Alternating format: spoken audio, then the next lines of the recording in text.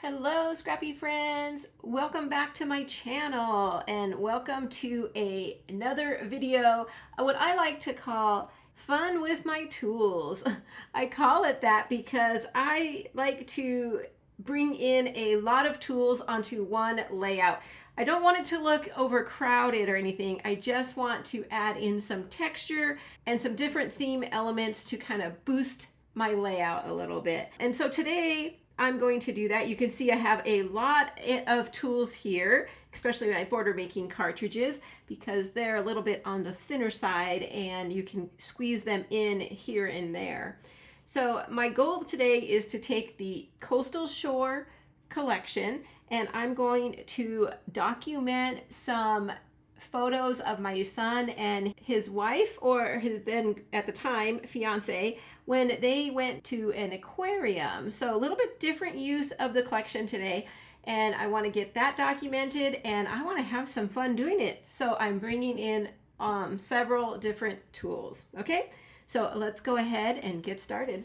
So I'm going to begin my layout today using beige as my background.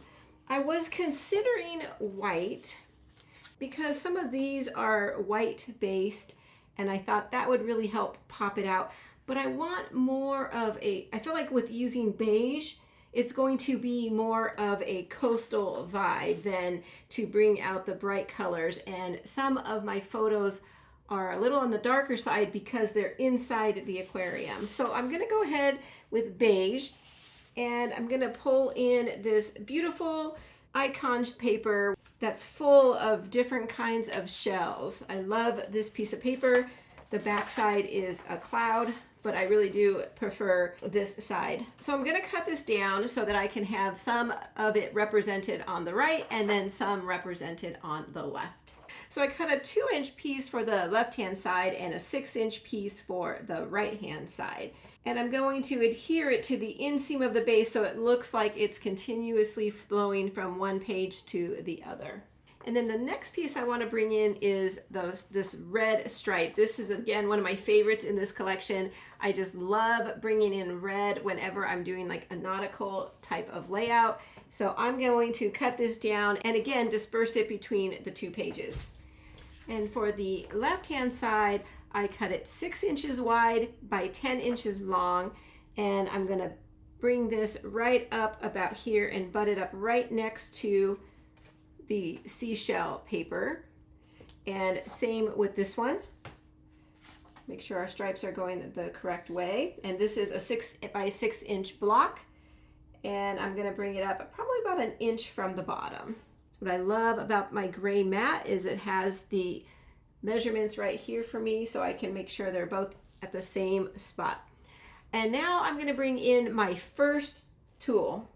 I'm going to bring in my border making system and the double rickrack cartridge, and I'm going to punch out one row because one row is going to give me 2 strips, and that's what I love about this cartridge. It's very handy because it punches out 2, one for each side. And what I also love is that it's very thin and delicate. I'm going to bring in a piece of navy cardstock and punch out one row.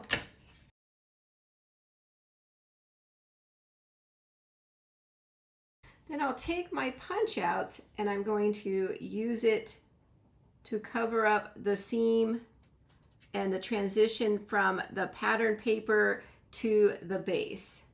And this double rickrack is the perfect punch out for that.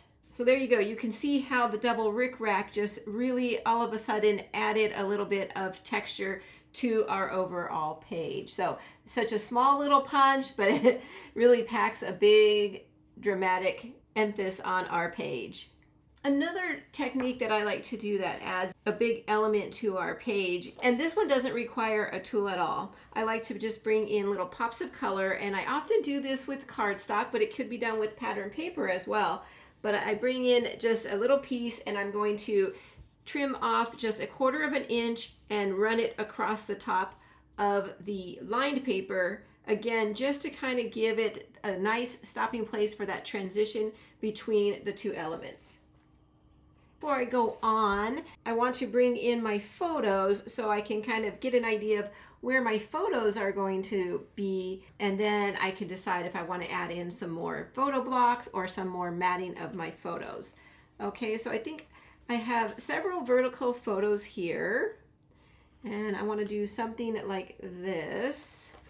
It's a cute picture of both of them standing out by the pier, so I want to make sure I get that one as the first one in the row, and then continue on here. And then over here I have two horizontal photos. One I'm not going to show on camera, but this is going to be another horizontal photo I have to go down here. And one thing I always like to do is to bring in some paper to create a photo block here. So for that, I'm going to bring in some of this Lagoon shimmer paper. I think it's just fun and playful, and I'm going to create a mat for these two photos over here. Trimmed it to 6 1/4 by 8 1/2, and then it's just going to help me to highlight these two horizontal photos over here. So it'll be a row of vertical photos, and then here at the end I'll block off the two to kind of give it like an ending point with the two horizontal photos. And I do want to bring in one more photo, and it's this one right here, and I'm thinking I'm going to try and circle cut it, so see if I can get the fish and my son in the same circle. So for that, I'm going to bring in my custom cutting system, and I'm going to use the large circle. So you know that there's a small, medium, and a large, and I'm going to use the large, the inside track, and I'm going to use the red blade to cut out this photo. Who agrees with me that this custom cutting system is like our old faithful friend? It always comes in handy. I use it so often. Such a great tool to have in your toolbox because it cuts such a nice circle each and every time. I know it's not the best picture, but I liked it, and the rest of the picture was even darker, so I thought, okay, I got the fish, and then that you can tell he's standing in front of an aquarium there. And while I have this out, I'm going to bring in the small circle, and I'm going to cut a mat for this. And I'm going to bring back in the navy that I used here so that I can bring that in somewhere else on my layout. And again, I'm going to use the red blade on the outside track, which means it cuts the closest to our template.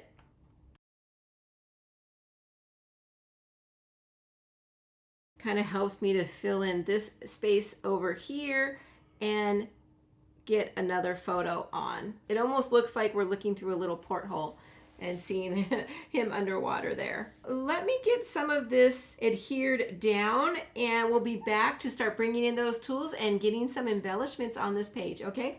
Hold on. Okay, there we go. It's tool time. And the first one I'm going to bring in is ribbon lace. Now this is a border making cartridge that is only available for advisors to purchase. So if you want this one, you have to reach out to your advisor or check out my website. I have this on there as a pre-order. So I'm going to punch out 2 rows of ribbon lace, one for each side of my layout.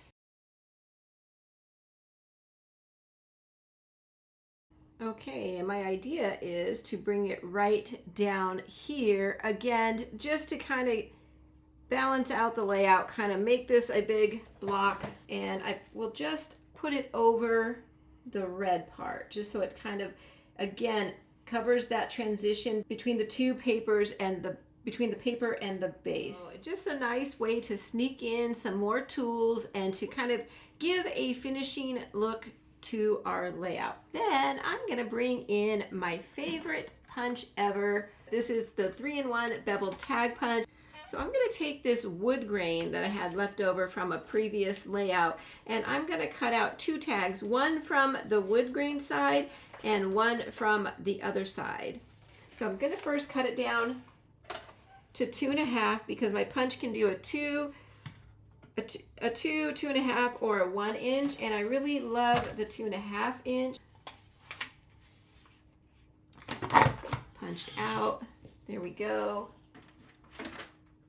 I like to make these about 4 inches. I think that's pretty good as far as giving us room to tuck it, and it's not too big. Here's one, and I'm going to repeat the process with the other side. And I'll bring in these 2 tags. I like the wood grain better, so I'm going to put that one up on top, and I'm going to slide them in right here. And it just gives me a nice element that I can flows upward into my layout, and it's a tool I already have and already love, so why not use it? And now that I have my tags in place, I'm going to bring in my title, which is straight off the sticker sheet for this Coastal Shore collection, and it says in the wake of adventure, and I think that it's perfect for the 2 of them because they're always out and about doing adventures here and there, and what I love is they're always sending me photos, so keeping me busy scrapping. And so I'm going to put this, it's going to lay right up here somewhere. In fact, probably going to end up popping that up onto some foam. And since we're working on the title, I want to also bring in my journaling box. And for that, I'm just bringing in one of these that I had left over. And I think what I'm going to do is I'm probably going to tuck it right under this photo. I got a little bit. And maybe just do maybe half of it. So maybe I'll trim it down and use the other half for something else. But I'm bringing in this brown wood grain because I brought some brown wood grain here. So I thought that would be perfect. Also gives me a place to journal and to embellish around it. I want to bring in one more area for embellishing, and I'm going to do that right up here. And so I'm going to bring in this die cut that I cut off from a metal die that I have, and I used just a little piece of oatmeal. And maybe I don't need to tuck it because I have a lot of open space here and a little bit right there. So I could lay it right on top, and it kind of connects everything together and covers up a little bit of what I like to call dead space in my photo. So it's not going to harm my photo at all being there. And then I'm going to bring in another sticker from the sticker sheet, and this one says by the bay, because they were, you know, obviously by the bay when they were seeing this aquarium. And I liked it because it's our circle element, kind of almost resembles our photo down here. And I'm going to place that right up here, kind of off of the circle a little bit. And I think we'll come back through with both of these and pop them up on foam tape. Okay. And I like this because the oatmeal is almost the same shade as the wood grains that I used. So it matches, to me, it matches perfectly and kind of ties everything together. So I still feel like I need a little bit more texture and a little bit more depth to my layout. So I'm going to bring in this fun fishnet border punch, and I'm going to punch out a row of fishnet, and then I'm going to trim it and cut it and move it around my layout a little bit to give a little bit more texture and depth.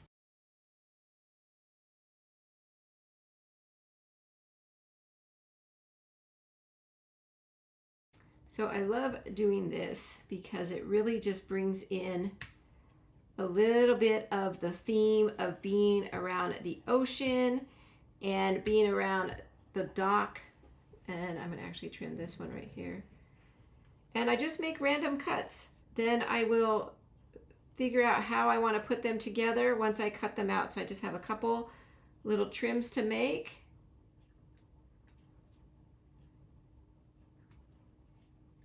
And you can do anything you want. You can have them really mismatched like that, or you can have them nice and straight and even. Then I could bring in my mat and just kind of adhere them together with a little bit of repositionable tape. We'll start with this one, and then let's say I want to overlap it like this.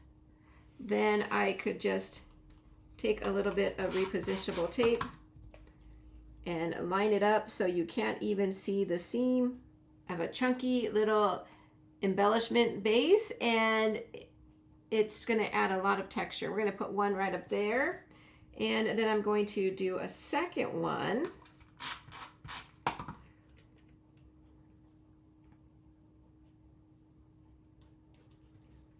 And there we go. And this one I'm going to bring down here. So I'm going to take this one and let's see. We just want it to kind of come out from behind the tags. And you see how that just added a lot of texture right up there. It feels like we're at the dock now and we're walking over some ropes or some fishnets. And then I actually like where I placed this one down here originally. So I'm going to keep both of those in their areas. And then the last tool that I want to bring in before I bring in my formal embellishments like my stickers and die cuts is I want to bring in the banner cartridge. You guys have seen me use this before. I like to use it as a standalone punch. These work the same as a standalone punch. We slide it in, and it's great for this one because we get one punch out at a time. And I'm going to turn it over so I can see it.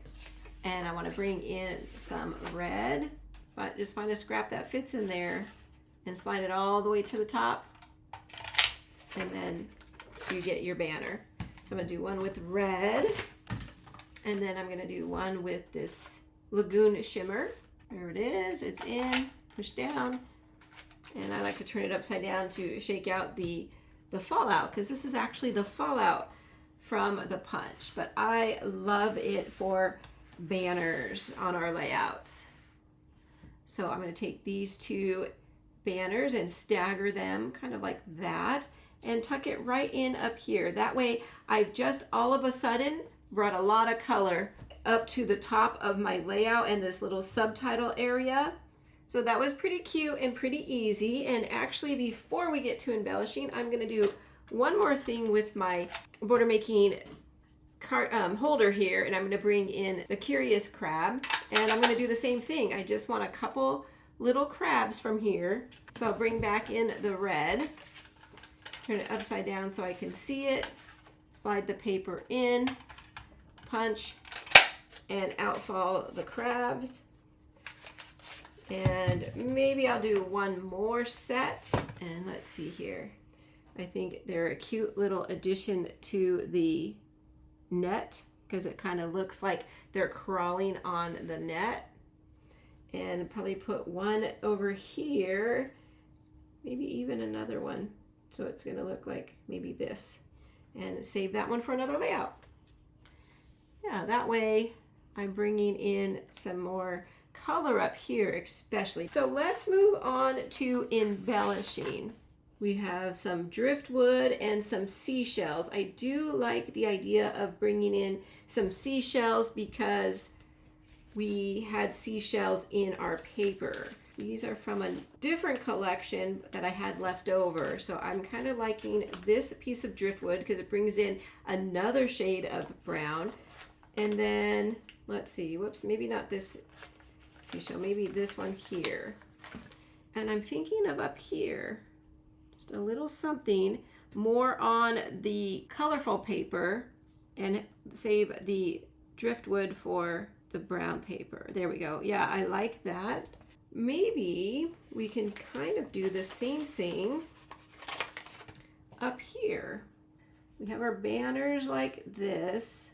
Maybe not the driftwood, but maybe the seashell could come up toward the top under those banners. Let's see if we like that.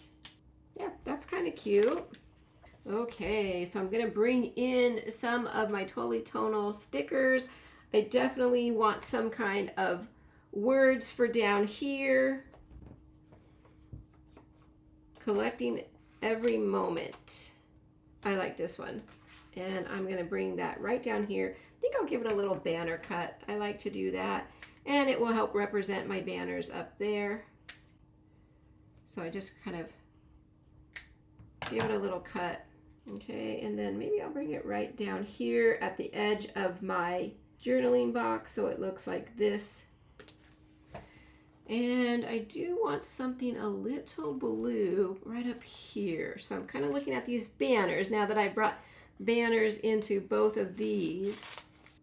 If we can decorate our tag a little bit with those two little hearts. I love it. There we go. I love it. It's simple, but yet I brought in a lot of different tools that I have already in my stash, and I really feel like I brought out that coastal feel of them being at the aquarium. And in fact, this would be a great opportunity to ask you that if you enjoyed this video and or using your tools, go ahead and click that like button. I really would appreciate it, and I hope. Thank you for staying tuned till the very, very end, because with this layout, I did make a few changes and I wanted to go over them with you. So my routine is when I'm done with a layout and I'm done filming, I go into my editor and I start editing. But I usually have my layout hanging around on my desk. I just look at it and kind of helps me with the editing process.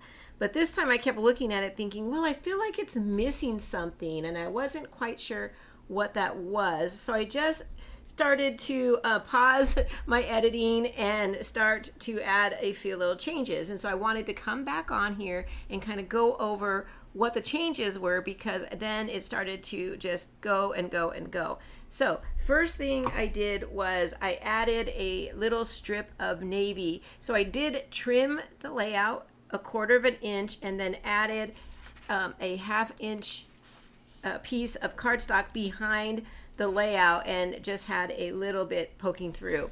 And you'll see I did the same thing over here. And I felt like that really just kind of capped my layouts at both ends. So I loved that. Then I kept looking at it and thinking I just want, I had a lot of open area up here. I think that was kind of bothering me. I even looked for some old mist and sprinkle things that I could put up there, but I couldn't really find anything that felt like a coastal theme to me. So I went ahead and decided to take the same navy that I had been using on the layout and come back through and then matte these photos. And on this one, I just put a little piece tucked under the top and the bottom. And when they're in the album, it'll look like that. So it'll look like it's actually matted. Now, let's talk about the clusters, because I did change my clusters, each one slightly. So on this cluster up here, I took the journaling card and I trimmed it to fit it on this page. And I always do that because you never know when you'll need another piece of a journaling card. So, but then I decided, no, I'm going to put it right up here just to kind of give more of a housing and more of a base for my tags that I have here. I liked it. I'm not going to actually journal here. It's just more of bringing in that same concept. As I was going through and playing with my clusters, when I started working on this cluster, I brought in another circle up here, which I'll come back to. But then I liked it and I wanted to kind of do the same up here. So I brought in another die cut circle from my stash, and it's just that one with the rough edges. And I just tucked it up there, and I thought that just really helped out that cluster a lot. It made it a little bigger, took up some more of my space that I had up here at the top of the layout.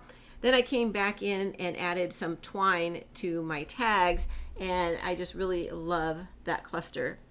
So back over here, I was really fussing with the shell. The shell just wasn't popping enough for me. So I went back to my Totally Tonal blue stickers, and I found this one here and this. So I kind of tucked it around the shell, and it really helped it to pop out. And then that's when I went to look for another cluster base, and I just kind of tucked another cluster base. I just tucked another cluster base underneath there. And then I liked it. I thought that really, really helps that shell to kind of stand out. And then when I trimmed off my twine over here, I had just a couple little scraps, and I thought, why not? And I just glued them just randomly under there. And so that really helped to enhance that cluster. And then just to be consistent, since I now had this circle element here and here, I thought, why not bring one down here? So what I did was I actually trimmed this one in half and put half up here and half down here. And then the only other thing I added here was I went into my stash and found this red anchor and just put it right there on top of that circle.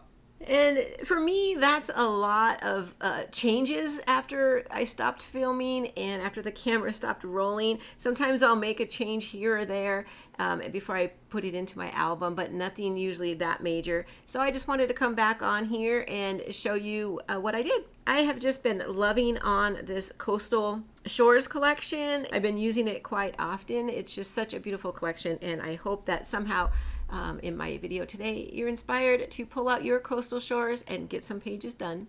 So until next time, take care everybody. Bye-bye.